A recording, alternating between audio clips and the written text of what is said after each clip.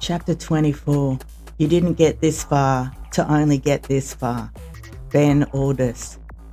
I figured they hadn't found me yet, or the little bitches needed a night's sleep. I'll bet it was the latter.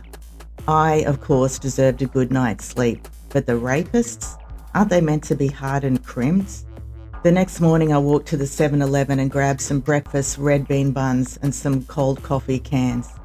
A bit of fruit salad as well. As I walked back, I spied a homeless woman, very young, sleeping up against a shop. I went and dropped a 100 baht note on her. She reticently took it, expecting there to be some condition. Not from me, darling. You take it and do what you like. I sat on the side veranda and breakfasted while smoking. It was so peaceful. I was so happy. I decided to do a load of washing and then head to Don Muang Airport on the subway. There I'd buy a cash ticket to Ho Chi Minh, getting out of Thailand as quickly as possible. I'd been flipping the coin like crazy last night, trying to get answers, and I asked whether I could still go to Vietnam and try motorcycling up the East Coast. My guides seemed to think so. I asked whether I should stay in expensive hotels, and that was a yes. It seemed crazy to go to Vietnam, but I had a friend there, Quang, who I'd been keeping in contact with for years, on and off. We'd met at a Vipassana 10-day silence retreat back in 2016. Huang was younger than me and very ambitious about a career in the food and beverage industry and testing labs. She was fun and I was looking forward to being around her again. I would be safe with a witness, I decided. They wouldn't dare try to kidnap me right under her nose. They might try to kidnap me if I was travelling solo on a motorcycle, but I'd play that by ear. I fist pumped the air when I realised I could do this. I gathered my clothes and went to a tiny laundry across the soi from the hotel. While I was in there, I saw two young Thai males pull up on motorcycles. They both sat on the front veranda of the hotel, one of them taking a pic of his motorcycle with a drink on it. When I came out of the laundry, ready to walk up the street for a spot of shopping, the other one, dorky looking with Buddy Holly specs on, came towards me. Communication was on the tip of his tongue. The look I gave him prevented him from saying anything to me, so I was still being tracked. By Thai grommets this time. My heart and soul fell. It was going to get worse. As I got to the end of the soi around the Trump Hotel, two Thai males rode in on Harleys. They didn't look at me. Suddenly around the corner came the Leb gangster, on foot. His whole face was open to me, though he didn't look at me either. I'd been made. How the fuck had this happened? I had a fair idea. It was either body tracking or it was that young couple from the restaurant the evening before. Fuck, fuckity fuck. These were serious gangsters, bikies. I walked up the walkway over the busy roadway. I was in a complete daze, just limping along, out of my body. I was just putting one foot in front of the other. What an unending nightmare. And what amateurs they were, making themselves so obvious. On the other side of the street now, I had no heart for shopping. I noticed a young Thai male tailing me, so I hung back and dropped in behind him, extremely close. Two can play at that game, cunt. He kept looking back at me with dread and ducked into a tattoo shop. There were gangsters and cockatoos everywhere, evidently. I saw a grocery shop up the road, back on the hotel side of the street. I grabbed some nibbles and some juice to accompany my chain smoking. There was a self-important security guard on the door who told me it wasn't open. He forbid me to go in. What the fuck was going on here? I got sick of asking that rhetorical question. They were locking me out of food.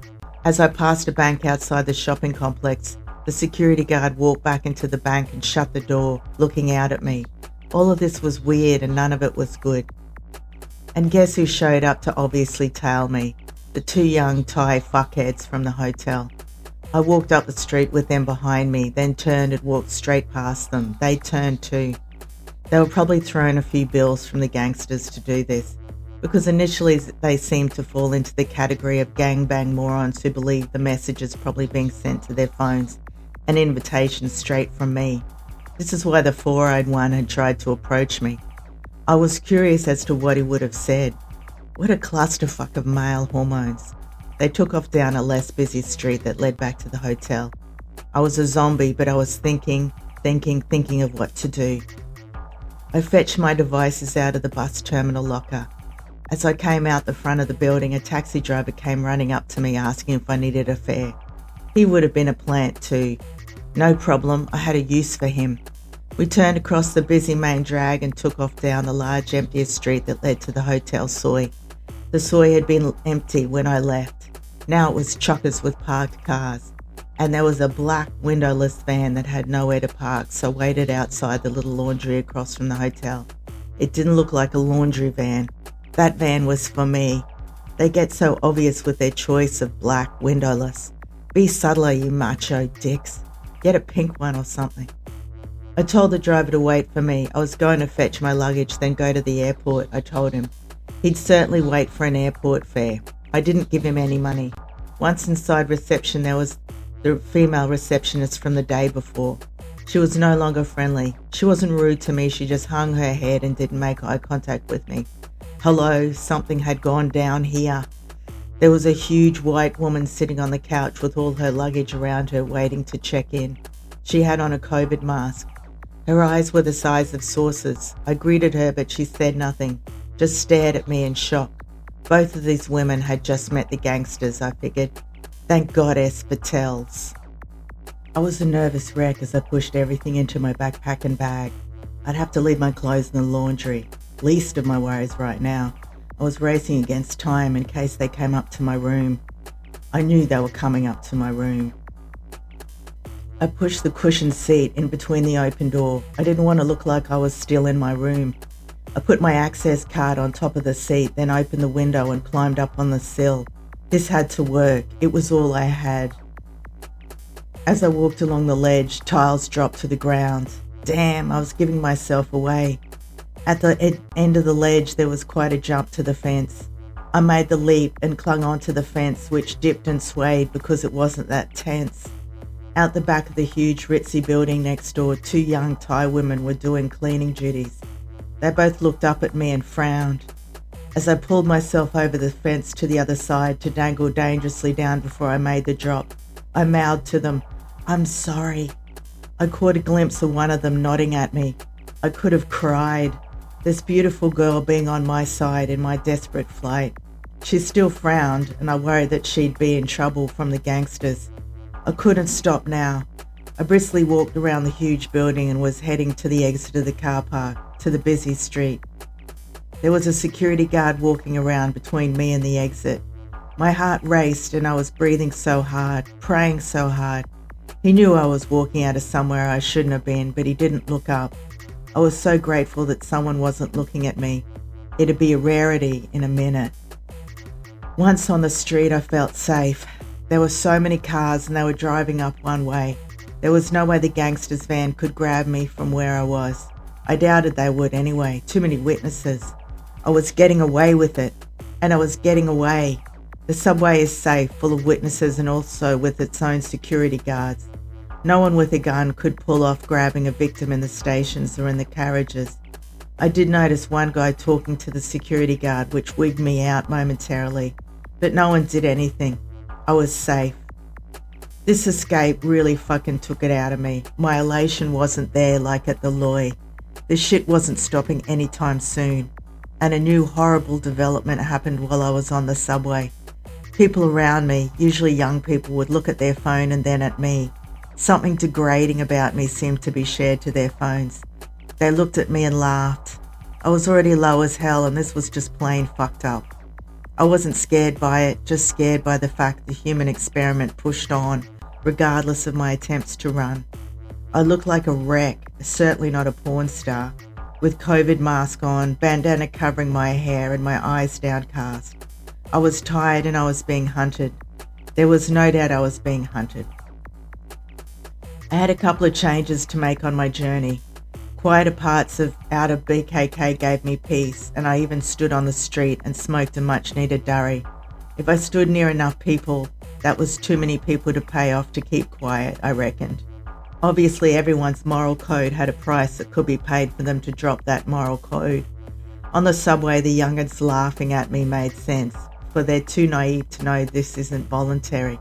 It's stalking and harassment. An older woman looked at me with horror and disgust. That's the right reaction, if it had looked like I'd sent out the messages. She was not familiar with the evil online world enough to know that I wasn't sending them out consensually. I wasn't sending them out. They must have had a copy of my profile on some social media app.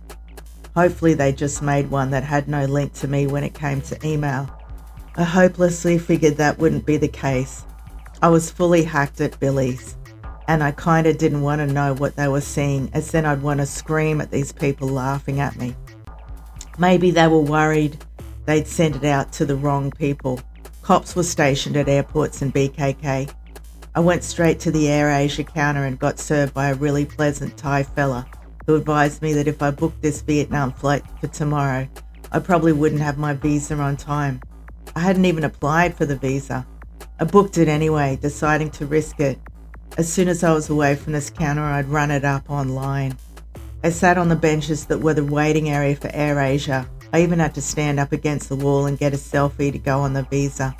I hope I looked enough like my passport pic. I felt like I looked different and older after going through that. The airport seemed okay at first. Maybe it took them a while to send out all the messages. They didn't seem to have that problem on the subway.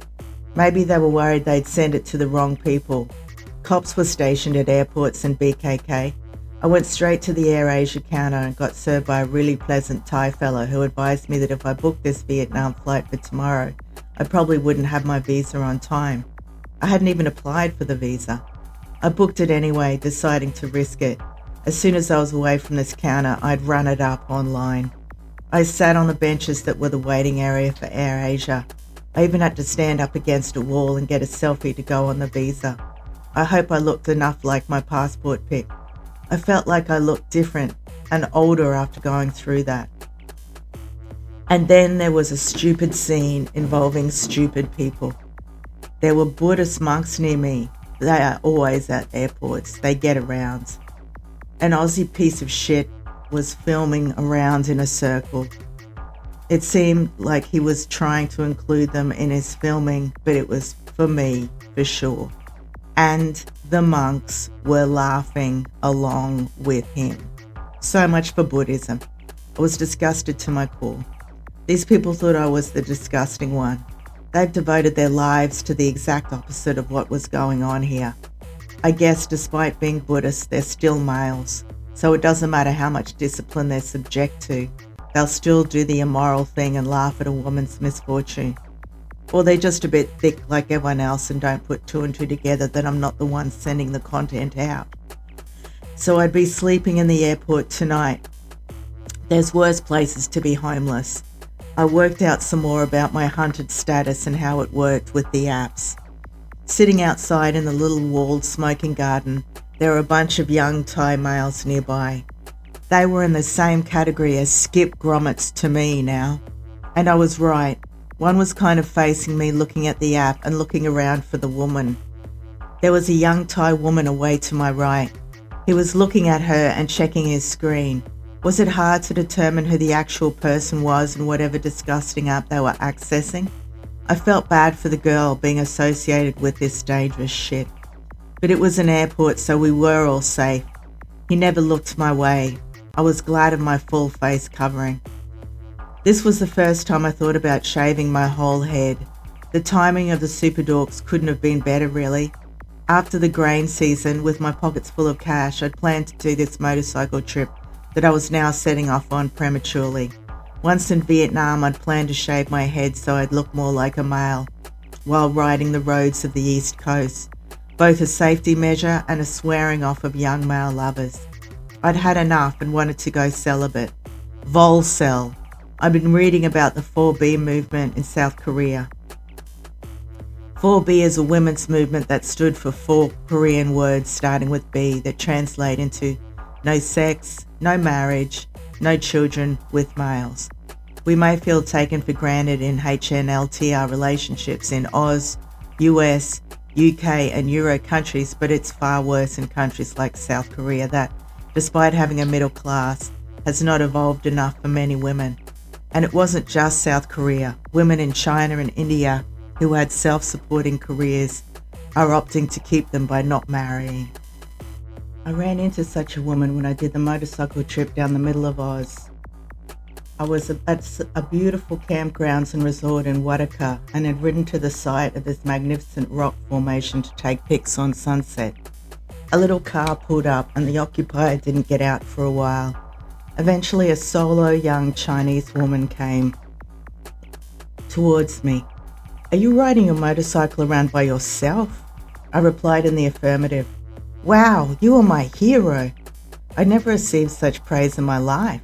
This woman had obviously not seen too many solo women long-distance motorcycle travellers in her country. Come to think of it, I'm pretty rare in Oz doing a trip like that. I told her that she was just as brave doing a trip solo in Australia. Amongst our joyful discussion, she got serious for a minute and said, "I don't want to marry and have a family. I just want to travel." I wish I knew more women like her. I wish I belonged to that generation of women.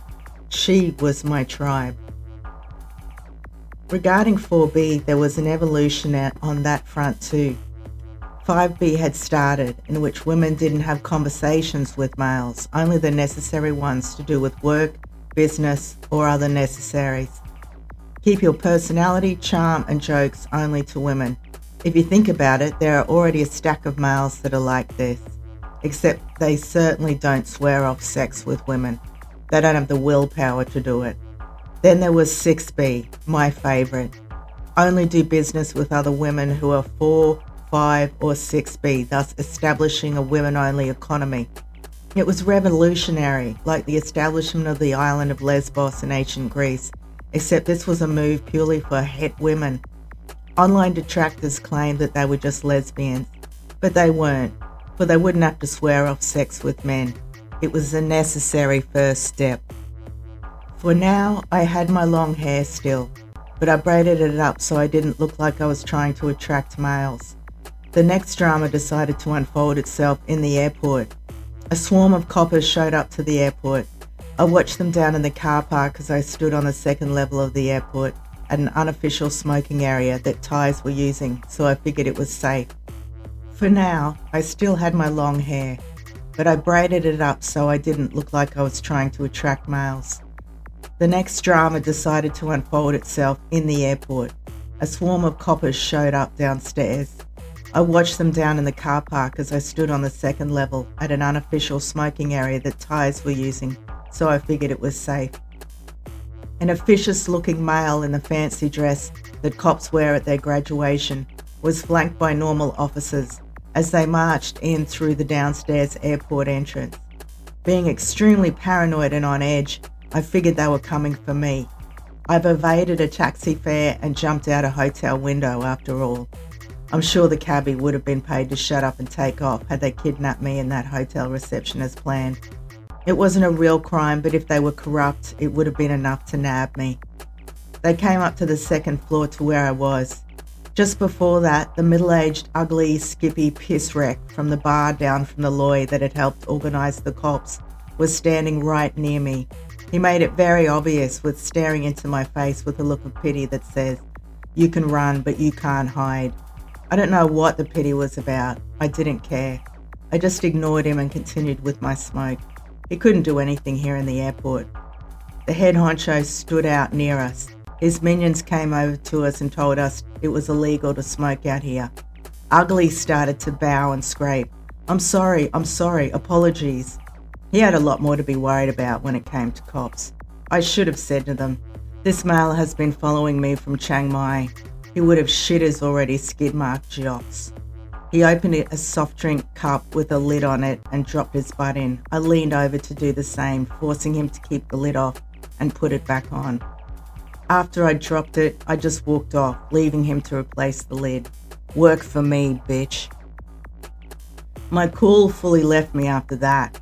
What if, when I went to show my passport at the departure gate entry, they worked out who I was and nabbed me after that? Why else were they here? I was panicked again. This was horrible. A plan suddenly came into my head. Call it a plan or call it defeat. I had no choice but to try this move that I should have tried all along.